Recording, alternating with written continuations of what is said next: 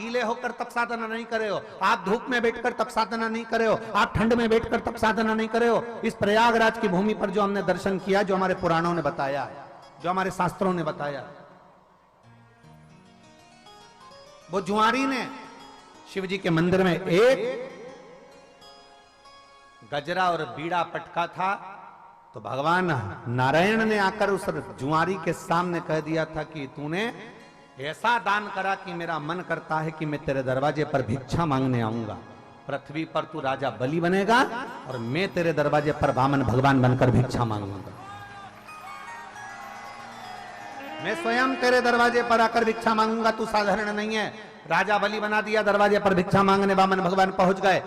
जब भिक्षा मांगने के लिए पहुंचे तो पृथ्वी को नापते समय 3 चरण भगवान ने उठाना प्रयास किया और पृथ्वी नापी एक में, दूजे में आकाश। जब नापने के लिए जैसे ही चरण उठाने लगे तो उनका चरण जब पताल में गया, पताल में जाते से उनके पांव के नख से भूमि खरोची और खरोचने से एक नदी प्रकट हो गई, जो कालिंदगिरी पर्वत पर जाकर प्रगटी, जिसका नाम यमुना हुआ।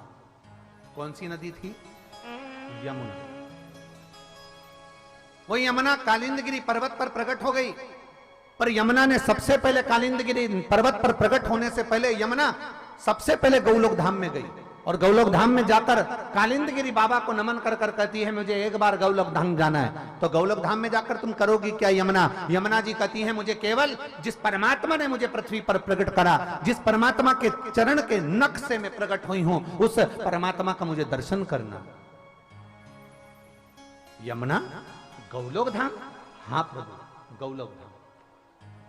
यमुना जी सीधे गोलोक धाम पर गई तो गोलोक धाम पर जाकर यमुना जी क्या देखती हैं कि मां भगवान कृष्ण राधा जी के संग में विराजमान है।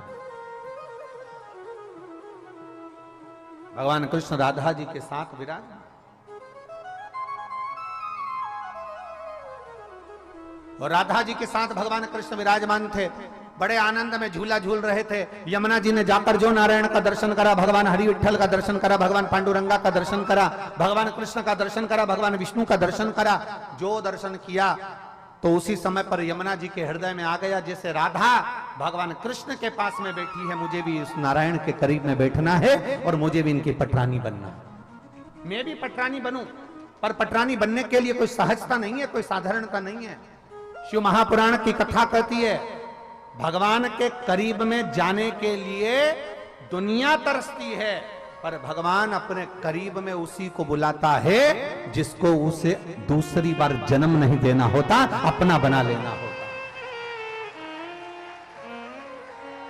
दुनिया तरसती है। आप जैसे कथा में आए हो ना, ऐसे ढेर ना जाने कितने लोग विचार करते होंगे हम प्रयागराज की कथा होगी ना हम जाएंगे, हम पक्का जाएंगे। मालूम पड़ा निकलने वाले थे, बुखार आ गया।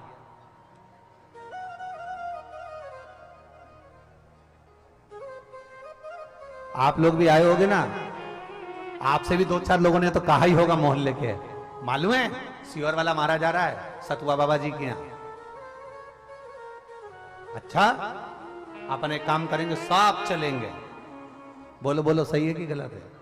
सब चलेंगे।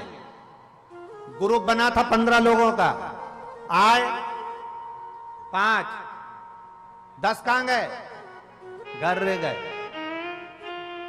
घर नहीं रह गए, पूरे बगीचे में इतने सारे फूल लगे होते हैं, आपको क्या पूरे फूल पसंद आते हैं?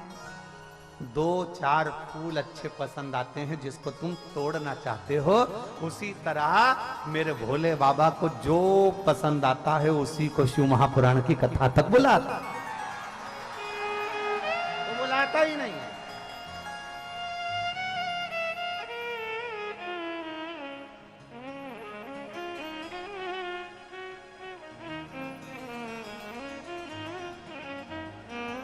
मेरा शंभू बुलाता ही नहीं, बुलाएगा उसी को जो उसको पसंद आए। आप अगर यहां बैठे हो, कथा के पंडाल में बैठे हो, कथा के मंडप में बैठे हो, आप अगर प्रयागराज की पवित्र धरा पर बैठकर शिव महापुराण की कथा सुन रहे हो, और जितने लोग आस्था चैनल पर टीवी के माध्यम से, मोबाइल के माध्यम से, यूट्यूब फेसबुक के माध्यम से, जितने इस विश्व में सभी सनातनी जिस पवित्र शिव महापुराण की कथा को माघ मेले से श्रवण कर रहे हैं, 2 दिवसीय कथा को, आप समझ कर बैठना कि आप भगवान शंकर के पूर्व से रिश्तेदार थे और अब पक्के रिश्तेदार बन चुके हो, अब पक्के रिश्तेदार, इसलिए सारी समस्या का हल